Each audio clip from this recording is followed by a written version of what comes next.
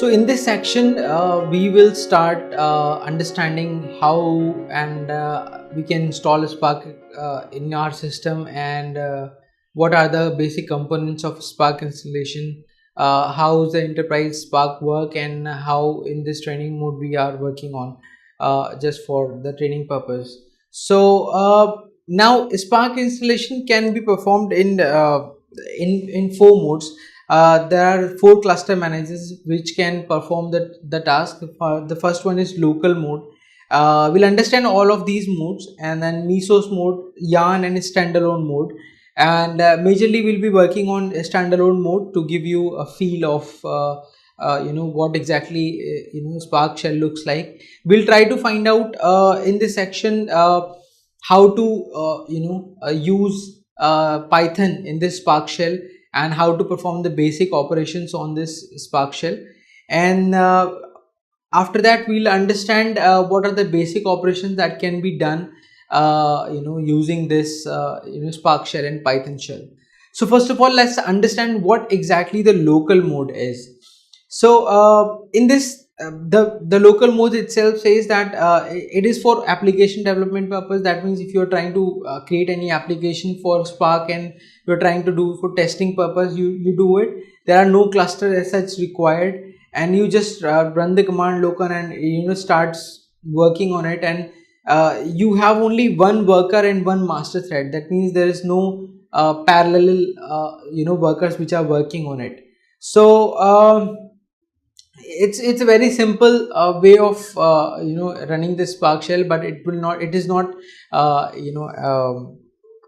not recommended in the enterprise mode. Spark locally can run with any number of worker thread, but depending upon the cores you have in your machine.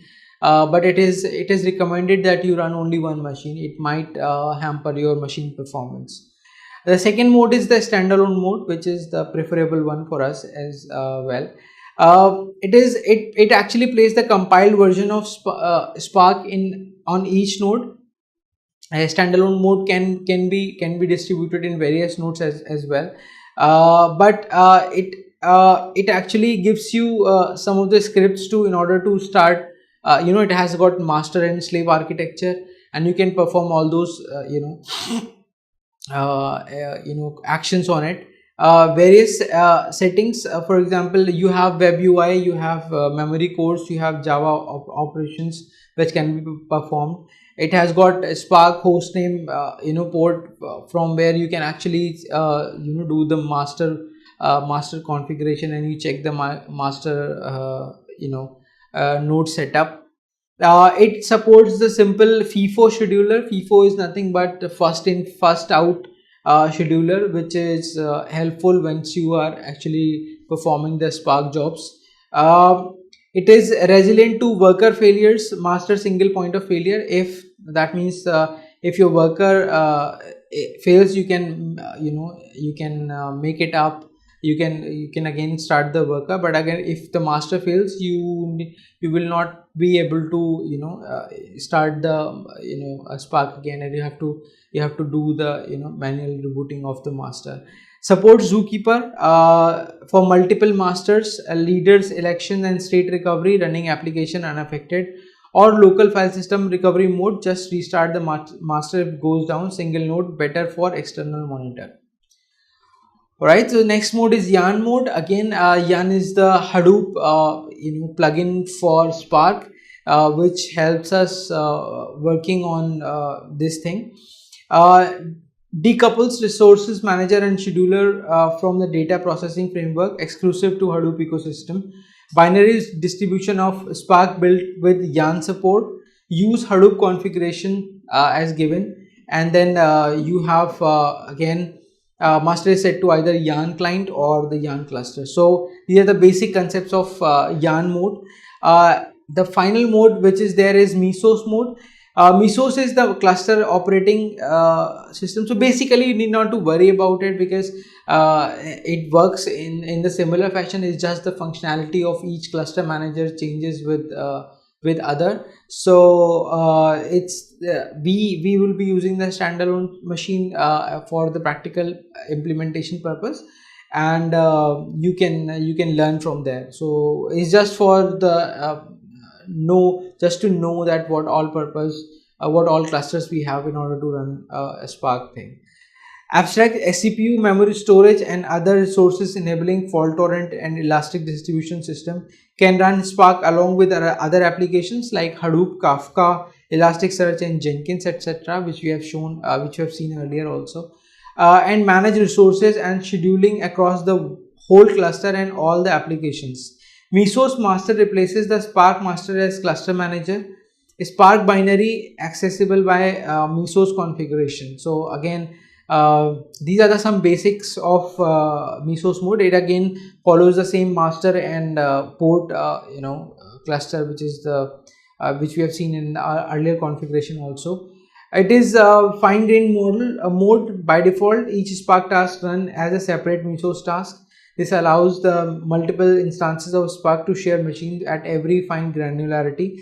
The cross-grained coarse-grained made with instead launch with one long-running Spark task on the Mesos machine and dynamically schedules it as own mini task with its own. So these are the basic functionalities of the clusters. We will see once we are trying to implement and we are trying to install the Spark. We'll see what all can be performed once you are trying to install Spark in this mode, and we'll also see how to check the version of Spark and what all can be done when you are trying to download the Spark. So let's go ahead with the installation of Spark. So in this section, we will try to understand how Spark can be installed in your system. And for making you understand, what I have done here is I have taken a VMware setup, and I have a Linux. So VMware version is, let me show you this. I have this VMware version with me.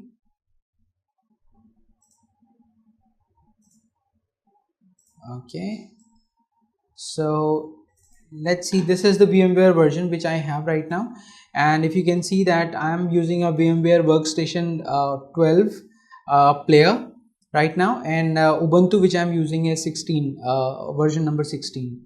So let's quickly see how can we install a Spark, and we are going to see from the installation part till working, how we can start Spark in different modes. Now we have understood the all the nitty-gritty things of the installation. So let's quickly go ahead with the installation part. So first of all, this is a practical approach. I would request you to please pause the video and try it and do the exercise with me, and this will help you gaining the experience as well. So let's say I'm gonna do now is I'm just checking if the Java is installed over here, as is a blank version, so there is no Java as such installed over here. So what am I gonna do here is I'm gonna click on browser.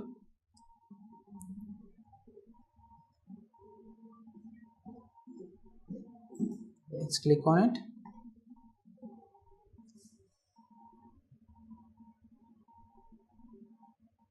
It's coming up, and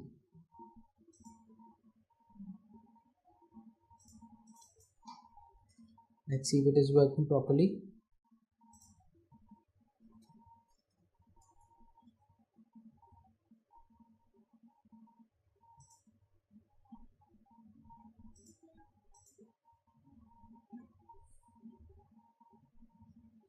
Right, so I'm going to a web page which is opengdk.java.net install/index.html.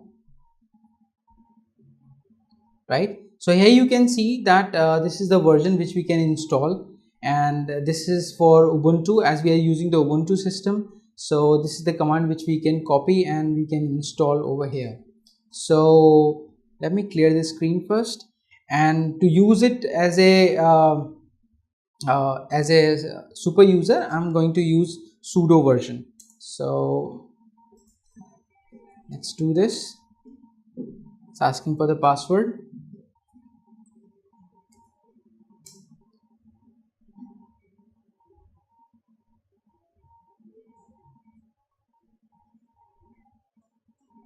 Seems there is some problem.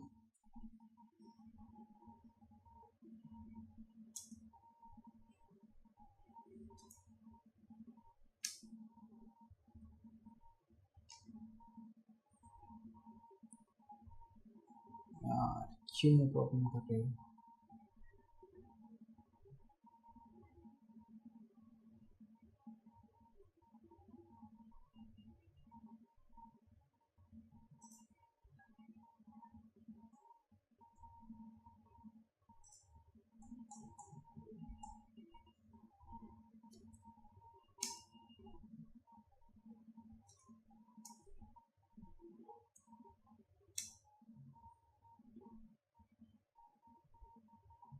So it's building up, it's downloading the file, and once Java is installed, we will see whether the Java has been installed properly in our system.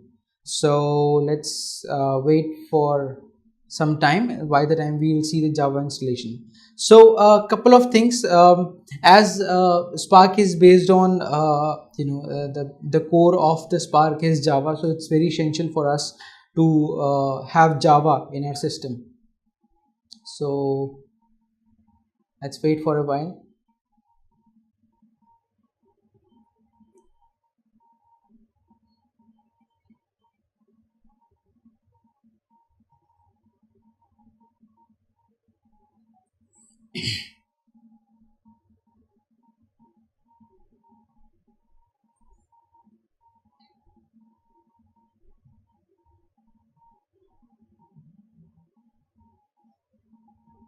It's being downloaded.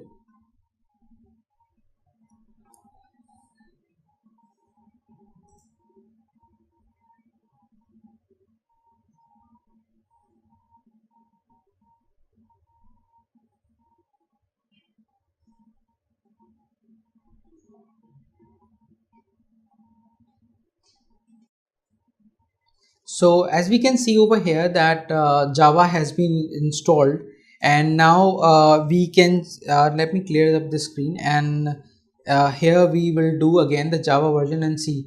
Now you can see over here that it shows that OpenJDK version 1.8.0 dash underscore 111. So that's the installation part. And now in the next move, what we are going to do here is we need to open the bash rc file,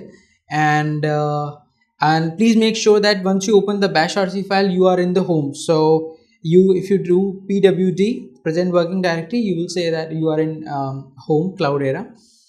Here we are gonna do what we're gonna do. We are going to open bash rc file. So gedit tilde bash rc, and will open up a prompt for me, and in the last I'll go to the last, and here what I'll do, I'll export Java home.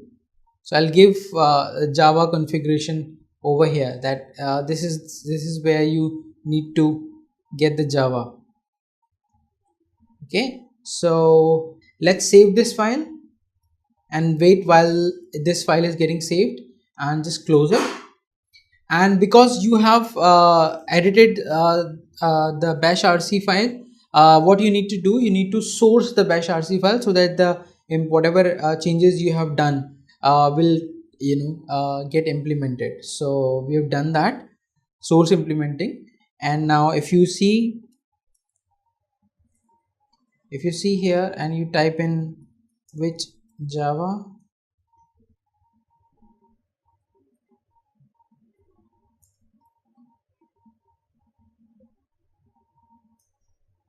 all right, let me close this terminal and we'll start the terminal again. So we see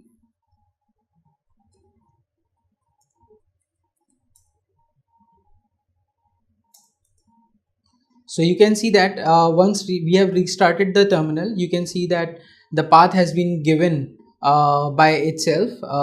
If you type in which Java, it will show you the path of that where the Java has been installed. So the second step would be we will try to download the Scala version for it, because Scala is the base from which the Spark run. So I have a link over here, which is downloads.lightband.com Scala 2.12.0 Scala version, right? So this is the version which we need to download, and if you click over here, it will try downloading the file automatically. So you need to save the file.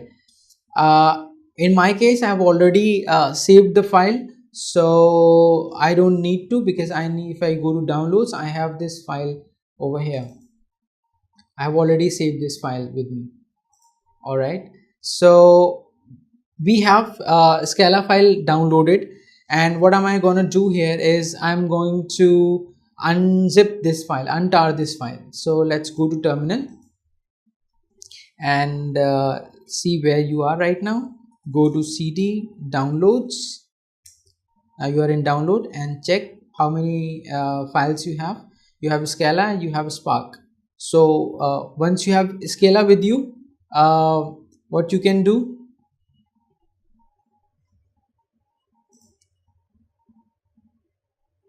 so here I've given you the link for 2.12, which is the latest version.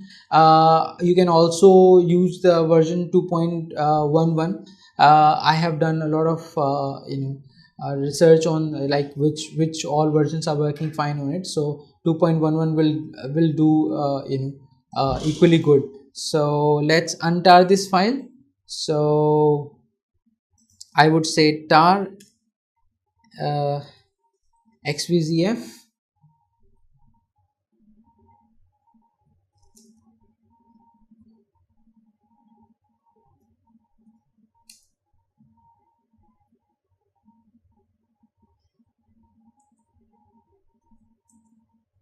right? Let's untar this file and see whether it is successfully got unzipped. So you can see over here that there is one more folder which is Scala-2.11, which is the version of Scala here is. Now if you can if you want to move this file, now where I'm gonna move this file, I'm going to a folder,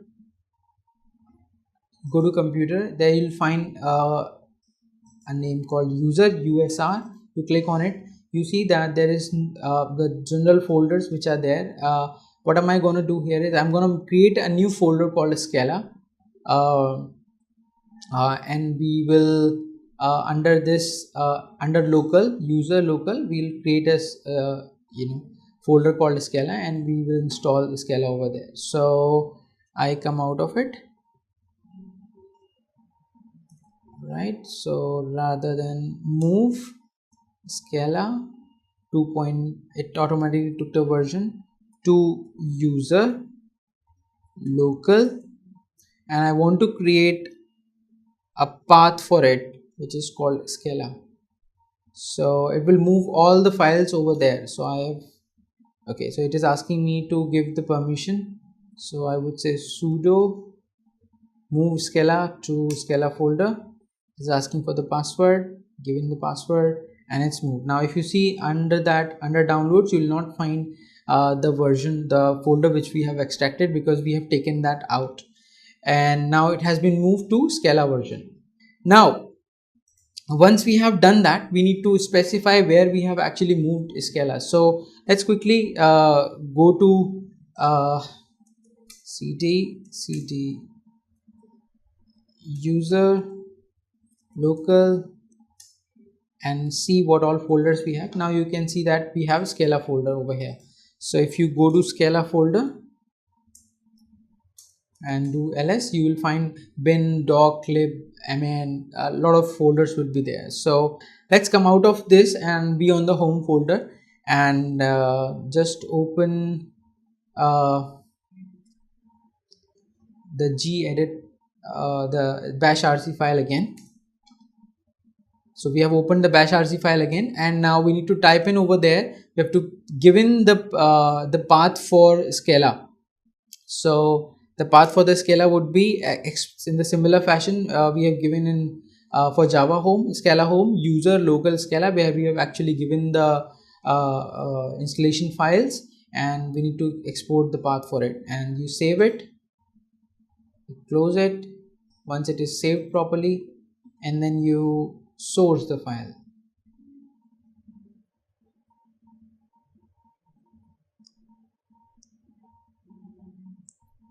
Source the file.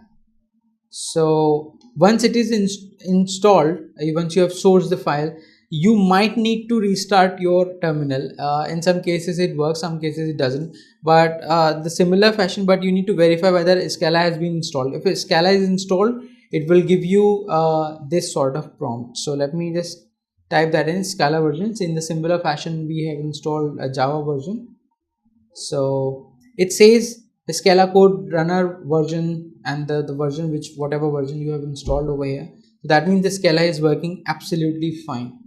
So in the next section, what we are going to do, we are actually going to download the Spark and install it.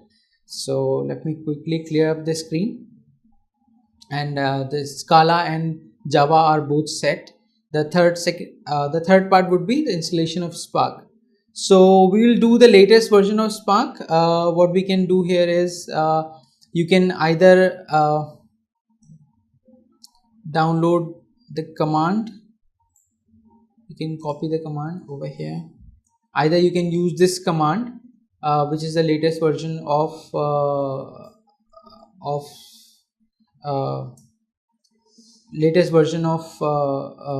Spark, or you, because I have already downloaded it, so I'll go to downloads and I have used this.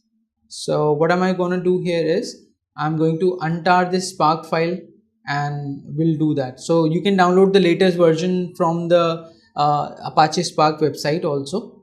I can show you that. Just type that in, download Spark. You can, it will give you the first link, which is Apache Spark.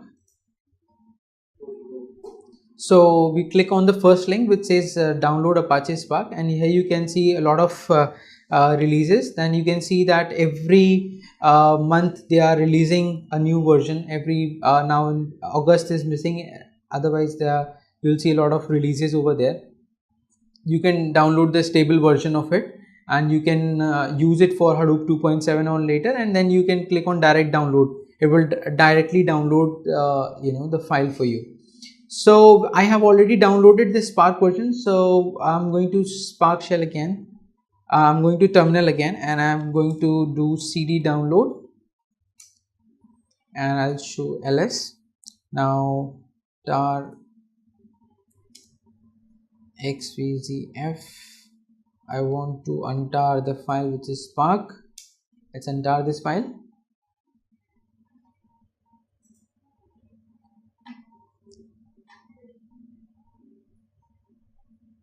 Right, and now if you see that there will be a new folder called Spark and the version which is given over there. So now what we're gonna do here is move Spark file to the location user local, and I want a folder by the name of Spark over here. Okay, it is asking for the sudo permission. Okay, that's done. Now if you do ls, you will not find the folder here. Let's go to user local and Spark, hit enter, we will show. Okay, so you'll find in Spark there is a folder called Spark, and we have got everything in there. So now for setting up the path again, we need to go to bash rc. In bash rc we need to set the path for a Spark as well, so that it will fetch the required files from there. So let's go to gedit -rc, and you can see that whatever path we have given earlier are also here. So I have given the Spark home path as well. You can give it in one go as well, but it's just because you are pretty new to the system, I'm just giving you step by step. So if you click on save, let this file be saved here first of all, and once it is saved, close it, and then you can do source -rc, so that you will see that this Spark shell is being implemented. I'm doing Control L here, and you just wanted to check if the Spark has been installed. So just type in Spark shell,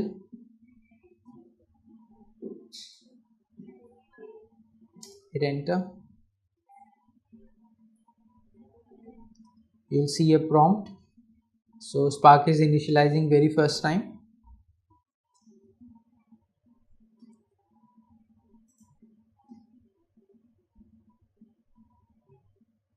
Might take a couple of minutes when it is initializing very first time. So you can see that Spark context is available. We'll discuss that as Spark context as well.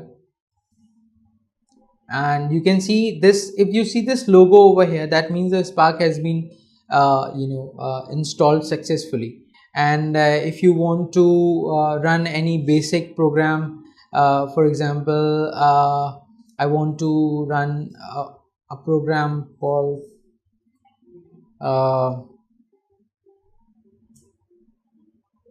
let's say I want numbers from 1 to 10,000, right? So it gives me the number, and then I want to assign these numbers to an RDD. I would do that, and you can see over here that I will create one RDD. So this is the RDD concept which we have discussed earlier, and this is they have created one RDD by the name of RDD parallel collection RDD 0. Now if you just want to filter it, I want to filter all the contents which are greater than 25. I would do that, and it will give me an array. Alright, less than 25, and in case I want to do it for greater than 25, it will give me an array again.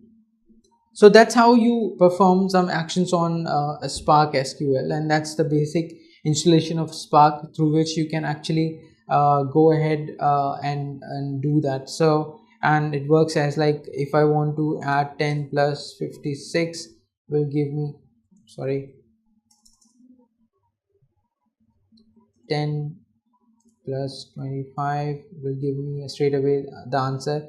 If you have a big number and you want to add that big number over here, it will give me integer number too large. So that means it's working fine, and you can actually go ahead with this number, and you can see that you get the results immediately. So that's a basic of a Spark installation, and that's how you can install the Spark under Scala shell. Now as we have understood the concept of RDD and everything, now we should be pretty much familiar with this Scala shell, and now I'm gonna show you how we can install, how we can start Python in this. So let me just quickly come out of it, press Ctrl Z, and you will be out of the Spark shell. Now I'm going to start Spark PySpark, and let's see what it does. So it's again initializing, and you will see the same same sort of the logo of Spark and everything, but the prompt will be changed. If you can notice here that this is the Scala prompt, and this prompt which we are getting right now is this Python prompt. So let's I'll give you a small examples, like if it is working like a Python. So I'm saying print hello Python, and it gives me the print back again. Give you one number. I've assigned a number, and it will work as you can see. And now if I say print number, then it will give me the outcome of it. Even if you want to do some sort of analysis, plus 2505 plus this, and then again you say print number, it will give you a different number altogether. So that's how you actually play with PySpark. And let's see a couple of more programs, very small programs, just to be sure that we are in the right mode. Let's say I want to do, I've given a squared function and I want squared, so we get 49. That's a square of 7. And if you want to do cube of 2, and if we type in cubed over here, we'll get 8. So that's the basic of that's the basic of Python. And for example, I want to say hello world, and I want to print hello world again.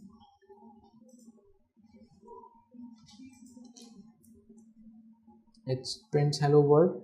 Now I want to say hello to, and let's define lots of hellos.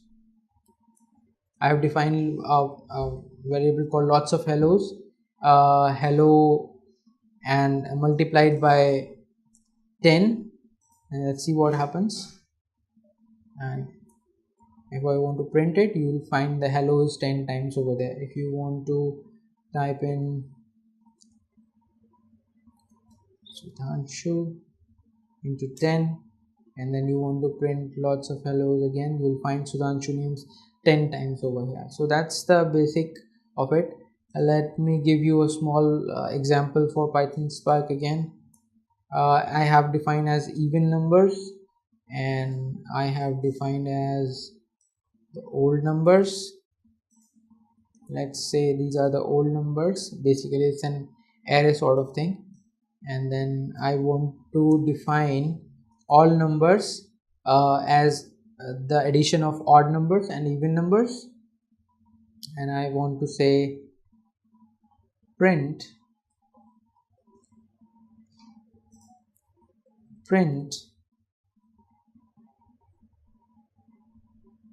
all underscore numbers, and let's see what happens.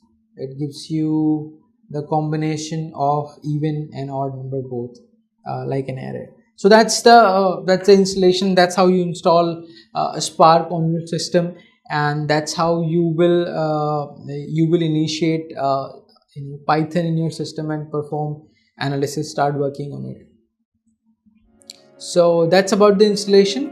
Let's move to the next section.